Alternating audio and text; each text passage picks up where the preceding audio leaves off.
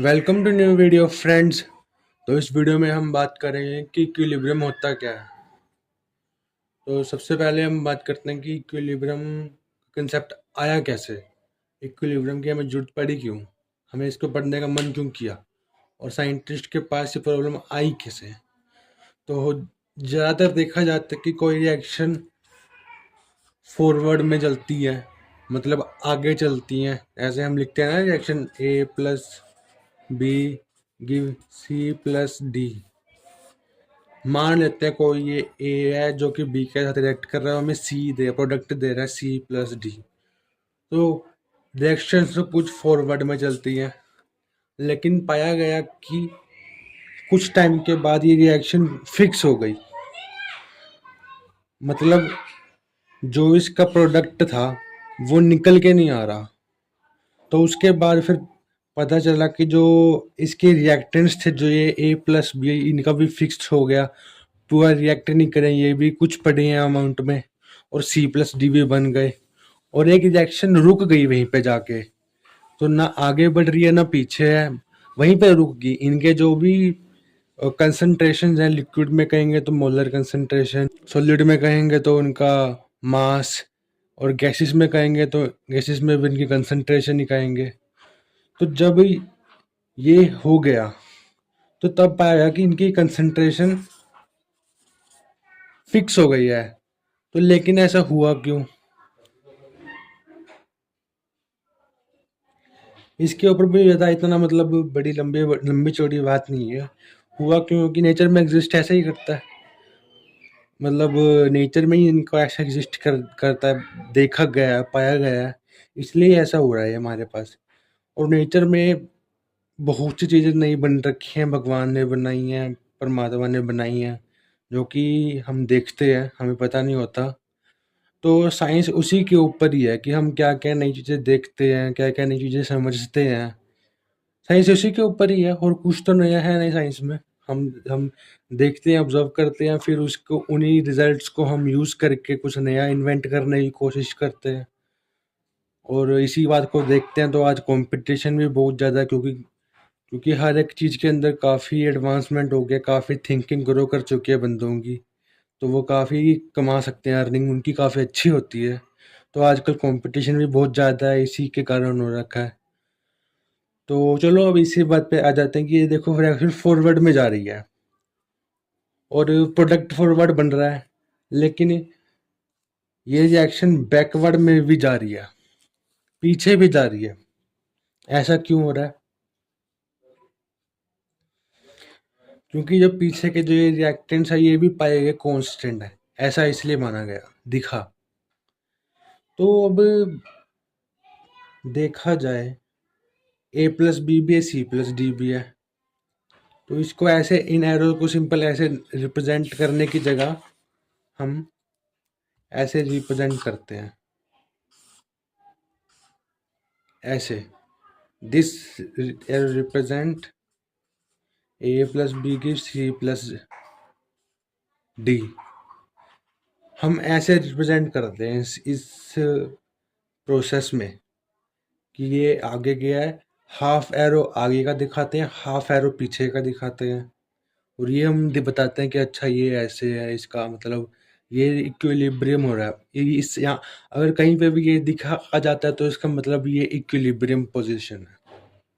ठीक है, तो अब इसके आगे की क्या कहानी है वो देखते हैं। आगे की बात, बीमारी क्या है इसमें, क्या दिक्कत है, कहानी क्या है, वो देखेंगे।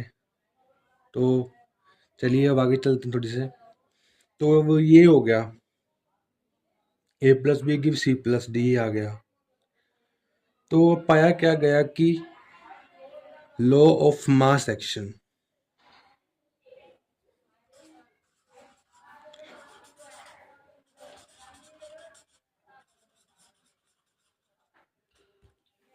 लॉ ऑफ मास एक्शन, दो साइंटिस्ट थे, केमिस्ट थे, उन्होंने एक ये लॉ निकाला था। उनका नाम लेने की जरूरत नहीं, क्योंकि फिर मतलब बुरा ना लग जाए उनको, उनका नाम ले रहा हूँ मैं। तो मतलब दो साइंटिस्ट थे, उन्होंने हमें एक मतलब बताया कि जो भी रेट ऑफ फॉरवर्ड रिएक्शन होती है ना, रेट ऑफ फॉरवर्ड रिएक्शन जो होती है, रेट ऑफ फॉरवर्ड रिएक्शन जो होती है वो मोलर कंसंट्रेशन ऑफ रिएक्टेंट पे होती है, डिपेंड करती है, डायरेक्टली प्रोपोर्शनल होती है। और रेट ऑफ बैकवर्ड रिएक्शन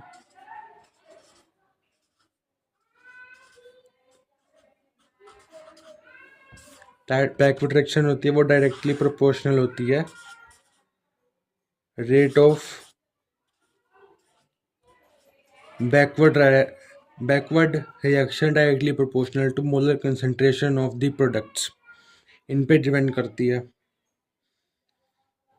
तो अब इनका प्रोपोर्शनैलिटी साइन हटा देते हैं तो कांस्टेंट आ जाएगा कि इधर हम के बी लिखते हैं, ये बैकवर्ड के लिए है। कांस्टेंट के है, बी हमें रिप्रेजेंट कर रहा है कि ये बैकवर्ड में है।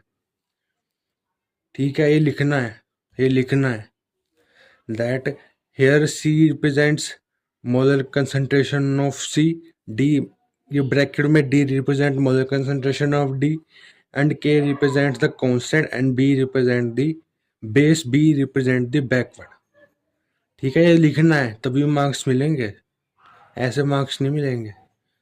थ्योरी लिखनी पड़ती है पूरी, जो समझ में आ रहा है उसको समझो, जो पल्ले पड़ गया ठीक है उसी को लिखेंगे, बस ये सिस्टम है और कुछ नहीं है खास। तो ये हो गया। तो rate of backward reaction forward reaction ये इसके इक्वल होती है। ठीक है, और इक्विलिब्रियम पे क्या कहा जाता है कि आगे की रिएक्शन फॉरवर्ड रिएक्शन का रेट बैकवर्ड रिएक्शन के रेट के इक्वल हो जाता है। तो rate of forward reaction become equal to rate of backward reaction means, ऐसे भी लिख सकते हैं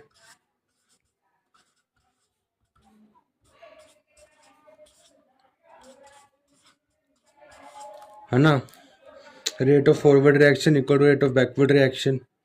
रेट क्या होता है, डायरेक्टली प्रोपोर्शनल होती है कंसंट्रेशन के फॉरवर्ड रिएक्शन की ए और बी के लिए होती है, फॉरवर्ड रिएक्शन की रिएक्टेंट पे डिपेंड करती है, बैकवर्ड रिएक्शन की प्रोडक्ट पे डिपेंड करती है। नॉर्मल सी ही बात है, इसको इतना बढ़ाना चढ़ाना क्या। ये देखो, अगर कोई रिएक्शन फॉरवर्ड में है उसका रेट लिखना है तो जो यहाँ पे बैठे हैं उनकी कंसंट्रेशन आएगी, उनकी कंसंट्रेशन का प्रोडक्ट आएगा। और अगर रिएक्शन बैकवर्ड में जा रही है तो जो यहाँ पे क्या कहते हैं उसको, तो जो यहाँ पे कंसंट्रेशंस हैं, यहाँ पे जो एलिमेंट्स है जो रिएक्ट कर रहे हैं उनकी कंसंट्रेशन का प्रोडक्ट के इक्वल आएगी रेट। ठीक है, बस यही कहानी और कुछ कहानी ही नहीं है। अगर हमें बैकवर्ड डायरेक्शन का देखना तो हमको यहाँ पे देखना पड़ेगा, सिमिलर सी बात है ना। ये देखो सी पीछे जा रही है रिएक्शन, तो हमें इसका रेट देखना होगा, तो वो इसी के ऊपर डिपेंड करेगा कि इसका रेट क्या है। रेट इसी पर डिपेंड करेगा ना कि ये पीछे जा रही, ये रिएक्ट कर रहे हैं तो कितनी जल्दी ये रिएक्ट करें कि उतनी जल्दी रिएक्शन पीछे को चली आगे जाए, ऐसे जाएगी, प्रोसीड करेगी, है ना। तो वो इसी पे डिपेंड करेगा, उनकी कंसंट्रेशन पे डिपेंड करेगा, डायरेक्टली प्रोपोर्शनल उनकी कंसंट्रेशन के प्रोडक्ट के। कोई नवी बात तो इसके अंदर है नहीं है, ऐसे ही होगा, क्योंकि आप देख ही सकते हो इसमें कोई गलत बात तो है नहीं। तो ये हो गया।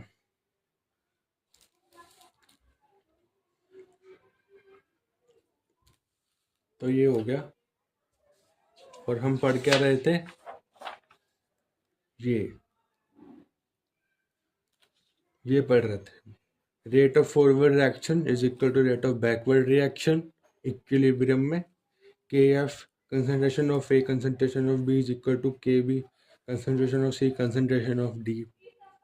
ठीक है, अब इसी को देखो, इसी को देखते हैं।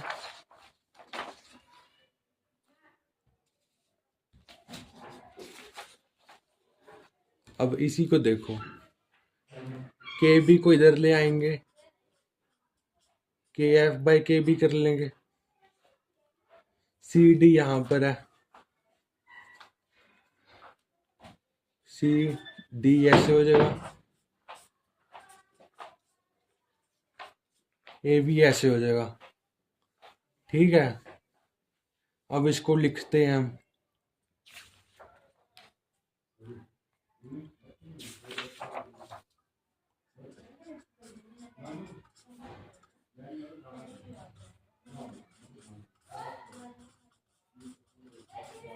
ये हो गया कि F by K B is equal to concentration of C into concentration of D divided by concentration of A into concentration of B. ये हो गया। कुछ गलत तो नहीं लिखा ना, सब कुछ सही ही है, आप लोग देख सकते हो। मैं के बी को इधर ले आया और इस वाले को, इस वाले टर्म को मैं उधर ले गया, ये दिखा रहा मैं। ठीक है, सही है, बिल्कुल बिल्कुल सब कुछ सेम ही है। अब देखो, अब इसको हम कुछ नया नाम देंगे, के सी, और इधर आ गया C D A B. Here Kc represent Kf by Kb, where C represent the base of K, which represent concentration. C represent concentration, K represent constant. तो ये हो गया के सी को हम रखेंगे के एफ बाई के बी, और ये वाला टर्म पूरी एज इट इज ऐसे ही है।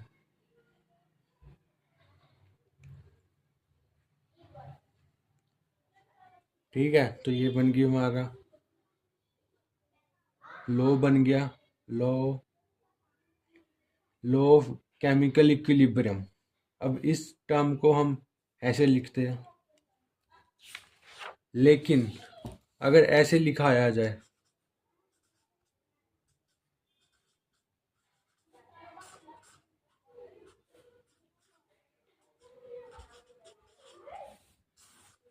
अब ये लिखा आ गया, इसका मतलब कुछ समझ में आ रहा है? जैसे H2 plus O2 give H2O, 2H2, है ना? कुछ गलत तो नहीं लिखा, सब कुछ सही है। 2H2 plus O2 give 2H2O। इसका स्टिशियोमेट्रिक कोफिशिएंट 2 है। अब हम जनरल कैसे लिखेंगे? जनरल तो ऐसे लिखा जाएगा ना, ए का कोफिशिएंट ए। कुछ कंफ्यूजन ना हो तो इसी का ही हमने स्मॉल लेटर यूज कर लिया। कैपिटल लेटर कैपिटल ए होता है, स्मॉल ए लेता है, स्मॉल लेटर यूज कर लिया ताकि हमको कोई दिक्कत ना हो, सब कुछ आसान ही रहे। सब कुछ आसान रहेगा तो ये हमें सब कुछ समझ में आएगा ना, तो सब कुछ आसान ही रहे, इसलिए हमने ये यूज कर लिया। और अब हम क्या देखेंगे कि अब हम रेट ऑफ रिएक्शन कैसे लिखेंगे। इसके अंदर तो हम इजली लिख सकते थे, इसके अंदर तो कोई दिक्कत ही नहीं है, क्योंकि इसके अंदर कुछ पहले प्रोडक्ट का कुछ सिस्टोमेट्रिक कोफिशिएंट है ही नहीं। इधर कोई कोफिशिएंट है ही नहीं है इनका, तो हम इसको इजली लिख सकते थे। लेकिन जब कोफिशिएंट आ गया तो अब हम क्या करें? अब भी कुछ ज़्यादा डरने वाली बात नहीं है। कोफिशिएंट आ गया है ना, उसको उसी की पावर में लिख देंगे, ये ऐसे।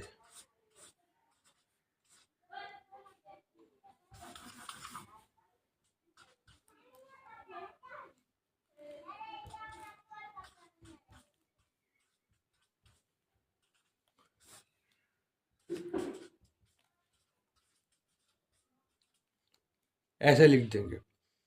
इसको कहते हैं लॉ ऑफ केमिकल इक्विलिब्रियम। इसको वर्ड्स में समझाना बहुत इजी है, जो कि मैं आपको समझाता हूँ। Law of chemical equilibrium states that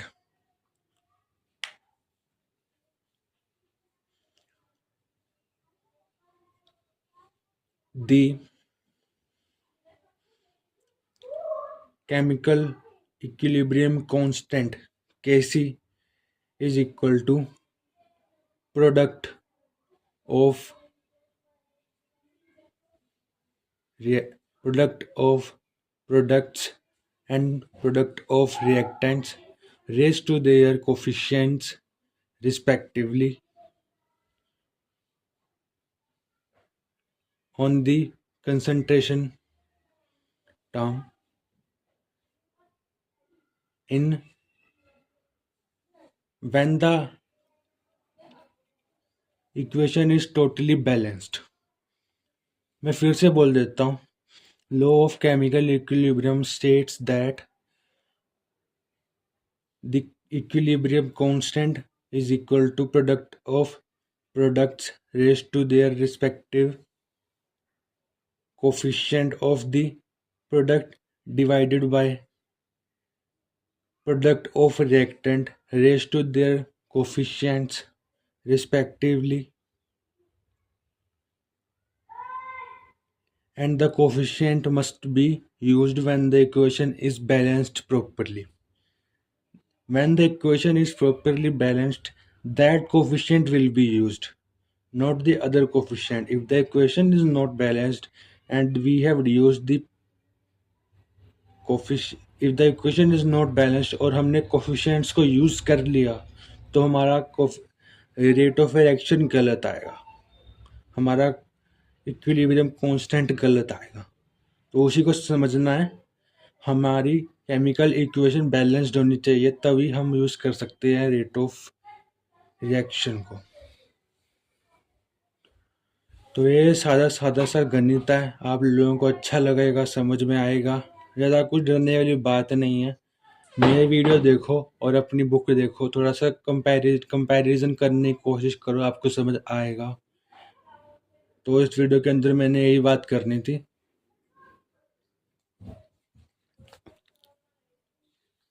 इस वीडियो के अंदर मैंने यही बात करनी थी कि केमिकल इक्विलिब्रियम के चैप्टर के अंदर हम कैसे पढ़ाई करेंगे, क्या क्या कॉन्स्टेंट होते हैं, क्या क्या लॉज होते हैं. जो जो मैं पढ़ा रहा हूँ ना उसको समझ लो, जो आपके समझ में आ रहा है, जो आपके माइंड को हिट कर रहा है, सही लग रहा है, उसको समझो और जाके वो ही लिख देना. देखो मैं पढ़ा रहा हूँ, मैं सिर्फ स्कूल के लिए पढ़ा रहा हूँ, ना कि कॉम्पिटिटिव एग्जामिनेशंस के लिए. मैं सिर्फ स्कूल के लिए पढ़ा रहा हूँ. पहले मैं भी काफ़ी पढ़ा था इन कॉम्पिटिटिव एग्जाम्स के चक्कर में, लेकिन स्कूल का ज़्यादा प्रायोरिटी देना, क्योंकि आपके मार्क्स हर जगह यूज होते हैं. स्कूल को प्रायोरिटी ज़्यादा देना, और आप कॉम्पिटिटिव एग्जामिनेशंस के लिए आप 1 साल ड्रॉप करके भी पढ़ाई कर सकती हो, उसमें कोई बड़ी दिक्कत नहीं है. अगर आप अपने स्कूल की पढ़ाई अच्छे से कर रहे हो ना, तो आपके कॉम्पिटिटिव एग्जाम्स भी अच्छे से हो जाएंगे, तो दिक्कत वाली कोई बात नहीं है. तो मैंने ये बताना था, ये मैंने बता दिया फ्रेंड्स आप लोगों को. इस वीडियो में इतना ही. अब आपको मिलेंगे नेक्स्ट वीडियो में. Till then bye bye friends.